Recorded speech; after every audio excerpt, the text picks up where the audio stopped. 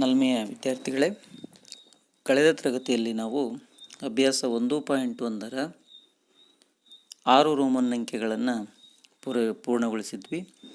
ಇವಾಗ 7ನೇ ರೋಮನ್ ಅಂಕೆ, ಅದರಲ್ಲಿ ಸಂಖ್ಯಾ ಸರಣಿಯನ್ನು ಪೂರ್ಣಗೊಳಿಸಿ ಅಂತಿದೆ.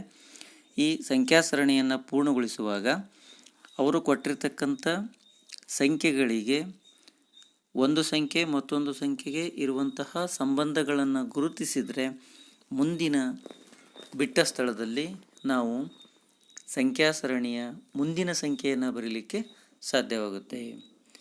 ಹಾಗಾದರೆ ಒಂದನೇ ಉದಾಹರಣೆ ಅಂತ ತಗೊಳ್ತೀನಿ ನೋಡ್ರಿ. ಇದರಲ್ಲಿ ಯಾವ ರೀತಿಯ ಸಂಖ್ಯಾ ಸಂಬಂಧವಿದೆ ಅನ್ನೋದನ್ನು ನಾವೀಗ ನೋಡಿಕೊಂಡು ಅಲ್ಲಿ ಬಿಟ್ಟ ಸ್ಥಳವನ್ನು ತುಂಬೋಣ ವಿದ್ಯಾರ್ಥಿಗಳೇ.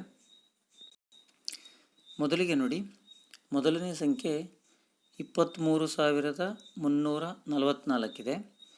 ಎರಡನೇ ಸಂಖ್ಯೆ 23,444 ಇದೆ. ಮೂರನೇ ಸಂಖ್ಯೆ 23,544 ಇದೆ. ಇಲ್ಲಿ 10,000 ಮತ್ತು 1,000 ಸ್ಥಾನಗಳು ಬದಲಾವಣೆ ಆಗಿಲ್ಲ. 100ನೇ ಸ್ಥಾನದಲ್ಲಿರ್ತಕ್ಕಂಥ ಸಂಖ್ಯೆಗಳು ಬದಲಾವಣೆ ಆಗ್ತಾ ಹೋಗುತ್ತೆ. ಅಂದರೆ 23,344ಕ್ಕೆ ಒಂದು 100ನ್ನು ಸೇರಿಸಿದಾಗ 23,444 ಬರುತ್ತೆ. ಹಾಗೆಯೇ 23,444ಕ್ಕೆ ಒಂದು 100ನ್ನು ಸೇರಿಸಿದಾಗ 23,544 ಬರುತ್ತೆ. ಹಾಗೆಯೇ ಮುಂದಿನ ಸಂಖ್ಯೆ ಯಾವುದು ಅಂತ ಹೇಳಿ ನೀವು ಹೇಳ್ತೀರಾ? ಊಹೆ ಮಾಡಿದ್ರಾ? ಮುಂದಿನ ಸಂಖ್ಯೆ ಯಾವುದಪ್ಪ ಅಂತಂದರೆ 23,644. ನಂತರದ ಮುಂದಿನ ಸಂಖ್ಯೆ 23,744. ಸೊ ಹೀಗೆ ಕೊಟ್ಟಿರುವಂತಹ ಸಂಖ್ಯೆಯನ್ನು ಮುಂದೆ ಯಾವ ಸಂಖ್ಯೆ ಬರುತ್ತೆ ಅಂತ ಹೇಳಿ ನಾವು ಊಹೆ ಮಾಡಿ ಬರಿಬೇಕಾಗತ್ತೆ. ಹಾಗೆ ಇನ್ನೊಂದು ಉದಾಹರಣೆ ತಗೊಳ್ತೀನಿ ನೋಡ್ರಿ. 4ನೇ ಉದಾಹರಣೆ 30,453 ಡ್ಯಾಶ್ 36,453, 39,453. ಸೊ ಇಲ್ಲಿ ಮಧ್ಯದಲ್ಲಿರ್ತಕ್ಕಂಥ ಎರಡು ಸಂಖ್ಯೆಗಳಿಗಿರುವ ಸಂಬಂಧವನ್ನು ನಾವು ನೋಡಬೇಕಾಗುತ್ತೆ ಮಕ್ಕಳೇ.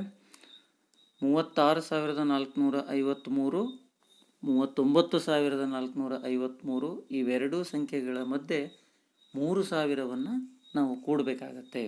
ಸೊ ಹಾಗಾಗಿ ಮೊದಲನೇ ಡ್ಯಾಶಲ್ಲಿ ನೀವು ಬರಿಬೇಕಾಗಿರೋ ಸಂಖ್ಯೆ ಯಾವುದಪ್ಪ ಅಂತಂದರೆ 33,453. ಹಾಗೆಯೇ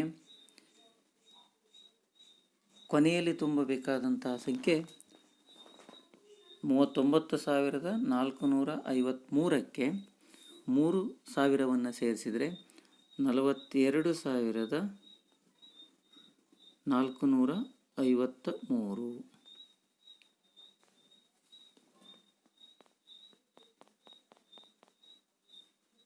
42,453